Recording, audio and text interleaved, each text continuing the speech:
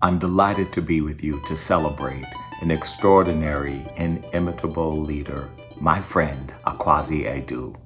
From his days at the Ford Foundation to his time as leader of TrustAfrica, he has led with courage, bravery, boldness. We salute him and thank him for all that he has done for Africa, for the world. Congratulations, Akwasi. My name is Beginkos Moyo. I'm currently the director of the Center on African Philanthropy and Social Investment at the Wits Business School in Johannesburg, South Africa. I met Akwasi about 17 years ago in a meeting that was organized by the Ford Foundation in Uganda in the Jinja area. Akwasi was traveling across the continent then, trying to establish what then became TrustAfrica through the Special Initiative for Africa. I then joined Akwasi in 2007 when I worked as a research fellow at TrustAfrica, later to become a head of programs. I got to know Akwasi very, very well during that period, and I want to share a couple of features that I have come to use for my own life. The first is that Akwasi is a great storyteller. He is a poet. He loves music. He loves the arts. And I've come to learn that in telling our stories in philanthropy, more so in African philanthropy, storytelling really gives us the impact that our work does on communities. Thank you, Akwasi, for giving us the art of telling our stories in an African way. The second element that I want to share with you is that Akwasi is a very wise person. He is well-traveled. He is experienced. And I found that you need a person like Akwasi to accompany you as you navigate this complex world. And as I set to establish the Center on African Philanthropy and Social Investment, I have drawn on those qualities that Akwasi has given to us as a sector. Finally, Akwasi is a very passionate individual. He is caring, he is loving, he is very, very passionate about the work that he does. He is humane.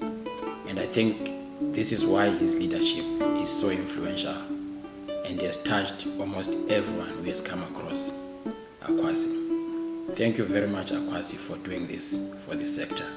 I have no doubt that you deserve this recognition in African leadership.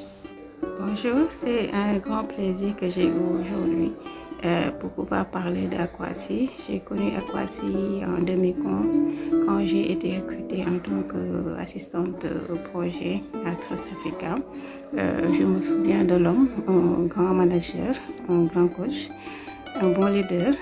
Il fut aussi un bon mentor pour nous tous. Je me souviens des poèmes qu'il écrivait quand on partait en week-end. Il aimait aussi bien que les gens participent aux réunions. Il avait cette habitude d'inviter, de passer par les bureaux et inviter tout le monde à venir participer aux réunions quand il recevait des amis de TrustAfrica. Ce sont des petits détails que je n'oublierai jamais et ils continuent de nous inspirer pour tout le travail qu'on est en train de faire pour la solidarité africaine et la philanthropie africaine, pour tout ce qu'il a fait pour l'organisation, pour le staff et pour l'Afrique. Nous disons merci. Merci Akwasi. Good morning, Tanastilling. My name is Gerry Salole, and all you need to know about me is that I'm not a praise singer. I'm here to tell you about Akwasi Aidoo, person who I have known since 1999 and who I have been in awe of for all the time that I have known him. I've known him when he worked for the Ford Foundation and based in Lagos. I've known him when he worked in New York and then in Dakar for TrustAfrica, and I've known him now that he has found a new home in North Carolina. Akwasi, congratulations, you are finally being recognized for the incredible role you have played in pioneering African philanthropy. And if I may say, one of the most important lessons I've ever learned, and I learned it from you, was that there are many ways to get to the same ending, that you do not need essentially to go through the most direct route. And I learned with you that we could reach destinations by being patient and by circumnavigating obstacles. And I have never enjoyed anything so much as when you have circumnavigated obstacles of people who have underestimated your capacity to deliver things and the wahala you have given them in all sorts of ways. So Akwasi, I celebrate you.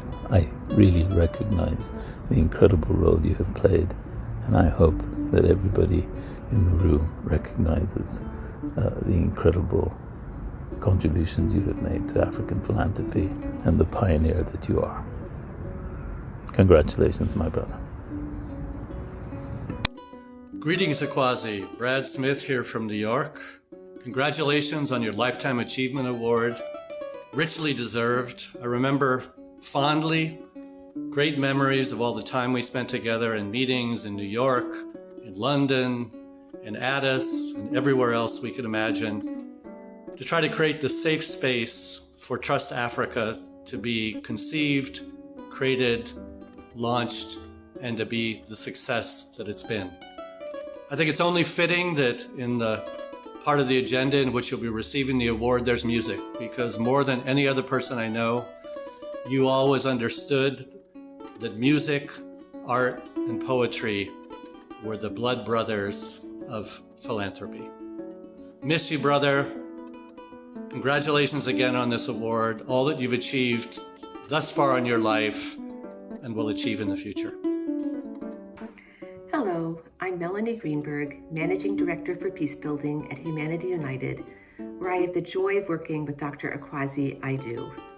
I'm so honored to be here with you today as we celebrate Akwasi, my friend, colleague, role model, and inspiration. I can't think of a more worthy recipient of this award for lifetime achievement in African philanthropy leadership. You all know Akwasi's experience as a transformational leader at TrustAfrica, the Ford Foundation, and IDRC, and you know about his brilliant intellectual knowledge at the intersections of peacebuilding, development, human rights, sociology, and more. I'd like to talk today about how Akwasi as a person has so profoundly touched so many of us at Humanity United and in larger circles around the world. The Jewish Kabbalah has an image of 28 righteous people who hold up the world. Akwasi, to my mind, is 12 or 13 of those people wrapped up into one. As a senior fellow at Humanity United, Akwasi engages with all 55 of us as a generous friend who always has an open door and the time to talk, even though I know the superhuman demands on his expertise and energy. Akwasi is one of the most creative thinkers I know, able to bridge intellectual and programmatic silos and to help us find authentic ways of accompanying our partners during a turbulent time in the world. So many people refer to Akwasi as Brother Akwasi or Uncle Akwasi, a reflection that he is so dear to them, to all of us, a family member. Whether it is the youth leaders we accompany in conflict zones in Africa, or the vast networks of people he engages with every day over WhatsApp, Akwasi is devoted to listening and helping people find their voices, even when their own governments would rather those voices be drowned out or silenced. And Akwasi himself has so many voices. Not only does he speak all the dialects of peace, but he is a published, magnificent poet. Whether he's creating a rhyme for a colleague's birthday or is writing about the deepest mysteries of life, death, war, and peace, Akwasi uncovers startling beauty and completely new ways of viewing life, even in its most difficult forms. Akwasi has a true gift for friendship, and his deep kindness, generosity, and mentorship are rare jewels. We at HU and in the peacebuilding field and in the world give thanks every day that Akwasi is a part of our lives. Thank you, Akwasi. Good day, colleagues. It is my pleasure to be able to speak on behalf of Akwasi Aidoo, our friend and colleague, and an indomitable leader in our community of practice and our work on this continent. I have known Akwasi Aidoo for upward of 2 decades, and I can attest to his leadership, his vision, his engagement, and his complete and total devotion and commitment to the African continent, both in terms of what role philanthropy can play on the continent and in terms of the nature and understanding of development. Akwasi has been a leader in the positioning and advancement of an African-owned, African-led, African-engaged, and African-rooted philanthropy that contributes significantly to social justice and our transformation. He has done this in various capacities as a grant maker, as a development programmer, and as a leader of an African philanthropic institution, TrustAfrica. Akwasi has a vision that is transformative, that engages in social justice, that recognizes that Africa must be the ones to bring others to the table, not Africans always being taken to the table, and that whatever we do on this continent contributes to a very important sense of transformation and engagement. I feel it's an honor and privilege to contribute to saluting Akwasi's work and his ongoing work, because we wish Akwasi many more years of good health and continued leadership in our field. Thank you. Whatever the endeavor, Akwasi brings his entire self, his whole being. He has a Mandela-like quality of great humility, coupled with an understanding of and willingness to wield his own great power. I witnessed this, Akwasi shrugging off adversity and insult and focusing on what we must achieve for the great benefit of others. Here is a man who volunteered for Mkanto and danced to drum beats in Senegal in celebration of the liberation of Zimbabwe. Here is a man whose belief in the wisdom of the rural farmer led him to co-found Frau and later TrustAfrica in celebration of her talents. Quintessential mentor, purveyor of poems and proverbs, great family man, for which we thank Aisha and we thank your wonderful sons. One of the fiercest defenders of African values and African publishing through Per Ankh. Brother Akwasi, for me personally, you've been that wise friend that I can call, even from a different time zone, in the middle of the night, to express doubts and fears and to receive great strategic advice and fantastic solidarity in return. I recall that when you started the special project, there were naysayers, many in our own sector, willing to say out loud that African philanthropy, African donorship, was an impossible contradiction, an oxymoron. Yet you insisted Africa already donates so much to the world. Africa's vast contributions should be recognized, and its philanthropy must be homegrown. You took a dream and made it real in substance for the benefit of African people. As proclaimed by the General Assembly of the United Nations, the theme for this current International Decade for People of African Descent is recognition, justice, and development.